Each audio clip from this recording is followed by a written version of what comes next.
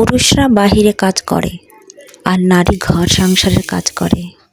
একজন নারী যেমন ঘর সংসারের সমস্ত কাজ করে থাকে, ঠিক তেমনই একজন পুরুষও বাহিরের অনেক কাজকর্ম করে থাকে।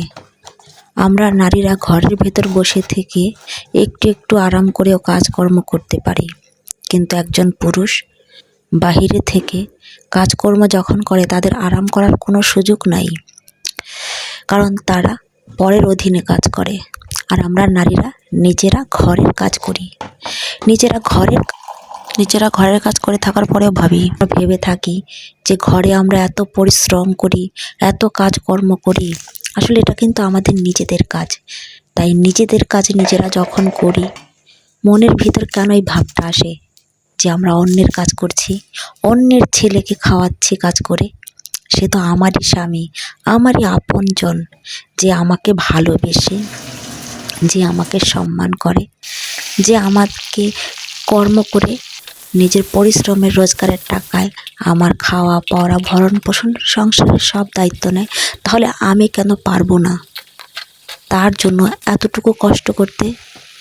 কেন আমি এটা ভাবি যে এই সংসারে আমি শুধু তারই জন্য তাকেই সেবা করে যাচ্ছি। রান্না বাড়া করা হ্যাঁ একটা সেবার কাজ, কিন্তু সেও তো বাহিরে কাজ করছে আমার জন্যই। একজন নারীর কষ্ট নারী চোখের অশ্রু দিয়ে, মুখ ফুটে বলে দিয়ে তার ভেতরের কষ্টটা প্রকাশ করে বাহিরে বের করে দেয়, কিন্তু একজন পুরুষ তার ভেতরে থাকা শত কষ্ট বাহিরে বের করতে পারে না। সে বাহিরে যত কষ্টই পাক না কেন, সে তার স্ত্রীর জন্য, তার সংসারের জন্য কঠোর পরিশ্রম করে যায়। কাজ শেষে বাড়ি ফিরে এসে যখন স্ত্রীর ঘ্যানর প্যানর শোনে, তখন তার মন মেজাজ অনেক খারাপ হয়ে যায়। তাই ঘ্যানর না করে স্বামী কাছ থেকে আসার পরে এক গ্লাস পানি হাতে নিয়ে হাসি মুখে তাকে দিলে তার সমস্ত ক্লান্তি দূর হয়ে যায়।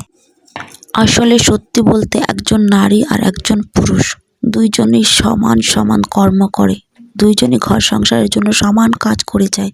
তাই আমার মতে দুজনকে সম্মান করা উচিত, ভালোবাসা উচিত।